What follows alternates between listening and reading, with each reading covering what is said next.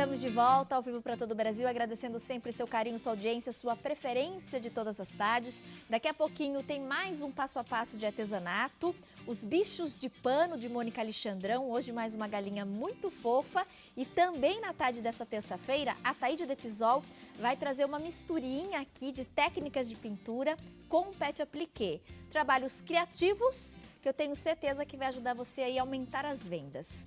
Nesse bloco, a gente reservou um tempinho para ter um bate-papo com o advogado sobre a terceirização. Esse ano foi aprovada uma lei que possibilita a terceirização de vários cargos, de várias funções nas empresas. E muita gente pediu para a gente esclarecer aqui no nosso programa, na prática, o que isso significa? O que é essa terceirização? Muitos telespectadores, inclusive, questionaram, Tati, então vai acabar o registro em carteira de trabalho? Mas essa terceirização, ela é boa ou ela é ruim? Para falar sobre isso, a gente convidou o advogado, Dr. Giovanni Oliveira. Seja muito bem-vindo. Obrigada pela gentileza da presença. Prazer revê-lo, doutor. Muito obrigado, Tati. Também é um prazer enorme estar aqui com vocês de novo. Doutor, essa lei da terceirização, na prática, o que ela mudou e o que ela possibilita para o trabalhador? Tati, na verdade é assim, a legislação, da forma com que ela está hoje aprovada, ela tecnicamente prevê a possibilidade de uma contratação um pouco mais informal com relação a enquadramentos sindicais especificamente. Ou seja, você poderia, teoricamente, contratar um empregado que está ligado às suas atividades fins na empresa, sua atividade fim, efetivamente, sem que ele seja seu empregado necessariamente. Ele pode ser empregado de uma prestadora de serviços, por exemplo. Basicamente seria isso, né? Mas isso assusta todo mundo, né? Isso assusta todo mundo porque quando a gente pensa até numa concepção, vamos dar um exemplo, aquela concepção platônica do homem da caverna, na verdade, concepção da caverna, ou seja, se ficou tanto tempo preso na caverna que quando se descobriu um mundo diferente, voltou-se para a caverna porque não queria conhecer um mundo diferente. Quem estava lá dentro não acreditava que lá fora havia um mundo diferente. Mas há esse mundo, né? Então a terceirização hoje ela não vem tirar dos empregados os seus direitos especificamente. Muito pelo contrário, a intenção é que se desformalize tanto o contrato de trabalho, se evite um custo maior para o empregador, para quê? Para que se aumente o fluxo de trabalho, as frentes de trabalho. O que eu senti muito foi a questão da preocupação em relação aos direitos trabalhistas, né? Acho que talvez por isso muitas pessoas se assustaram e viram essa terceirização com certo receio, né? Você, para pregar uma situação diferenciada com relação a essa espécie de contrato de trabalho, você tem que ler a fundo, conhecer a fundo as relações de trabalho, as relações do poder do Estado, da tutela jurisdicional, ou seja, do que o Estado, do que a Justiça do Trabalho vai falar a respeito dessa matéria e se isso vai ou não prejudicar o empregado. Hoje, na legislação, não existe uma previsão de perda de direitos trabalhistas. O que ela está dizendo com relação à terceirização é que eu mesmo, na atividade fim, eu posso contratar.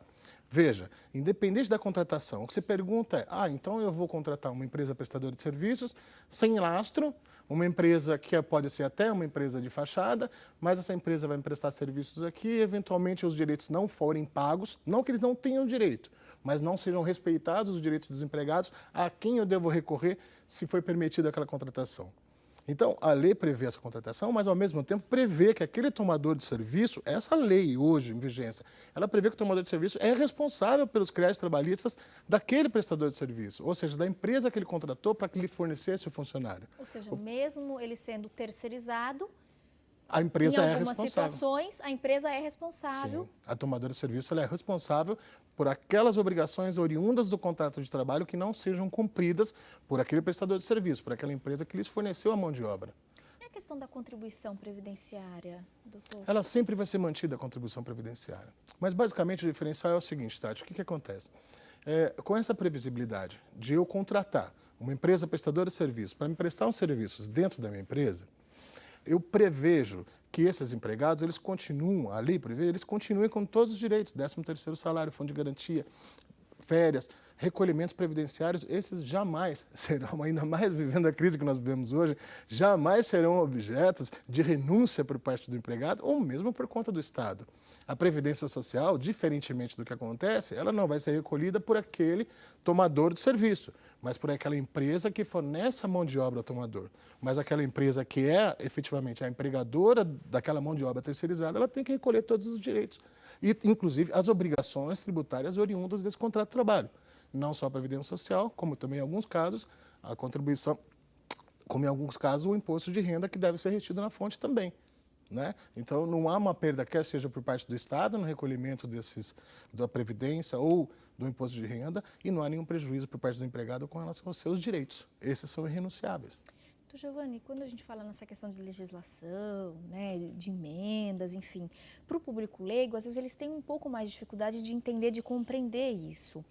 Pela sua experiência como advogado, pelo seu conhecimento, se você pudesse apontar alguns pontos positivos na sua avaliação em relação a essa lei de terceirização, mas também na balança alguns pontos negativos ou talvez algumas falhas dessa lei, para a gente poder exemplificar melhor para quem está em casa aí nos acompanhando. Tati, é assim, existe uma zona cinzenta entre a alteração do direito do trabalho, a alteração da legislação trabalhista, que essa ainda está em votação, com algumas emendas, inclusive. Tá. Essa seria a reforma trabalhista.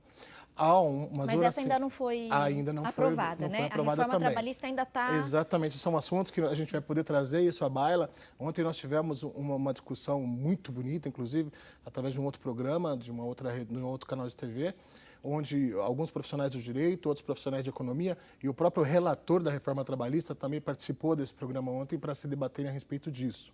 Assim então, como o da Previdência também, né? Assim Está sendo como da Previdência. bastante discutido então, e debatido. Como as coisas vieram tudo de uma vez, isso bagunçou, né, a cabeça do chamado leigo ou do próprio trabalhador. Que confunde, né? As pessoas, mas isso vale para em que momento, né? Exatamente. Em qual situação? E tantas mudanças sendo faladas, né, em áreas, setores diferentes, que de fato fala assim, nossa, peraí. E dá aquela preocupação, aquele receio, né? Dá, com certeza, bastante. Que vai mudar muita coisa, né? Vai, não tenha dúvida. Isso lá na alteração na reforma trabalhista, né? Aqui na terceirização, os pontos, assim, a título de exemplo, o que seria um ponto positivo teoricamente? Um ponto positivo seria a abertura maior, uma amplitude maior dos contratos, da frente de trabalho, ou seja, das vagas de trabalho que hoje não tem. Por quê? Porque a gente vai conseguir tirar daquele empregador comum alguns ônus que ele vai deixar de ter. E ele deixando de ter esse ônus necessariamente, ele consegue abrir mais postos de trabalho com o mesmo custo que ele teria com o empregado que é seu empregado diretamente. Tá certo? Esse seria um benefício para o empregador. Para o empregado, você tem maiores frentes de emprego, você tem mais empregos à sua disposição. E com relação ao que vai acontecer na prática acontece o seguinte, existem algumas categorias, por exemplo, nós tivemos algum tempo atrás aqui uma oportunidade que eu estava em São Paulo numa audiência, e lá nessa audiência o Ministério Público do Trabalho, que ele entende que não era possível a terceirização, né? É engraçado que ele entra com a ação antes da vigência da lei, mas a audiência foi na vigência da nova lei. Então são duas situações assim um pouco complexas dentro de um único processo. Por quê? Porque ele diz que aqueles empregados que foram contratados por uma companhia aérea, que ela tem poucos voos no Brasil, ela tem em torno de 2 voos no Brasil por semana, que dá 8 voos por mês, ela entende que essa contratação desses funcionários que dão o staff no recebimento dessas companhias aéreas não podem ser terceirizadas porque estão ligadas à atividade fim. Aí eu lhe pergunto, essa empresa, se ela contratar esse funcionário como seu funcionário efetivo, qual o tamanho do ônus e do custo que ele vai ter? Então a empresa vai ter um ônus extremamente grande, extremamente não deixa de ser vantajoso para ela operar aqui no Brasil, por exemplo, pelo próprio custo que temos aqui. Por outro lado, essa empresa que fornece o empregado especializado na área de aeroportos, especializado no recebimento de mercadorias, na prática de check-in e de check-out dentro da empresa, ela possui esse empregado como um empregado fixo teu, que tem trabalho o mês todo e vai ser fornecido para outras diversas empresas. Ou seja, ele está empregado. E a empresa, por outro lado, ela tem esse benefício, esse privilégio de poder contratar uma mão de obra que não é dela necessariamente para não aumentar os seus custos, né? Então, essas práticas, elas vão nascer. Agora, o que vai acontecer? Eu posso pegar hoje um empregado meu e terceirizá-lo? Não. A Justiça do Trabalho vai dizer que não, né? Por quê? Porque o contrato de trabalho ele é imutável, por enquanto. Ele é imutável. Eu não posso prejudicar o empregado e falar, hoje você deixa de ser meu empregado, eu vou te passar para uma outra categoria. a menos que essa categoria tecnicamente seja mais vantajosa. O que é isso? Se eu sou o empregador, por exemplo, de uma companhia aérea, né? E ele está ligado ao sindicato da aviação. Sim. Esse sindicato da aviação, ou dos trabalhadores no aeroporto, eles têm determinados benefícios àqueles empregados ligados àquela área. Se uma prestadora de serviços ela está vinculada a um sindicato de prestação de serviços, cujos direitos daqueles empregados lá são menores do que aqui, a Justiça do Trabalho vai proteger. Não vai permitir que esses empregados sejam transferidos a essa instituição agora. Porém, se esses privilégios daquele enquadramento novo sindical for mais benéfico ao empregado, eu não tenho dúvida nenhuma que a Justiça do Trabalho vai acatar essa mudança e essa terceirização. Por quê? Mais benéfico ao empregado. Então, muitas vezes vai acontecer isso. Às vezes a gente tem categorias que elas têm menos privilégios do que uma prestadora de serviço. Mas isso vai depender muito, então, dessa área, né, de atuação, de sindicato, enfim. De cada área de atuação. E o empregado novo, e o empregado antigo, e aquele empregado que já está na empresa, aquele empregado que vai vir para a empresa. Perfeito. Os que estão não posso mudar. Mas é bom que esse bate-papo esclarece, né? Abre novos caminhos, a gente consegue desmistificar, às vezes, é tanta informação que chega e tanta mudança, né, que às vezes as pessoas ficam mesmo confusas. E as pessoas pediram para a gente abordar esse tema, está sendo abordado, quero muito agradecer o carinho do nosso público. Próximo bloco a gente continua esse bate-papo. E olha, já tem muita gente se manifestando hoje também pelas redes sociais. Tati, explica melhor também sobre essas mudanças da aposentadoria?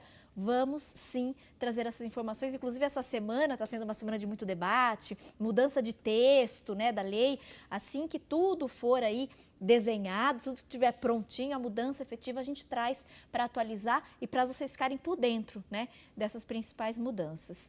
Volto já.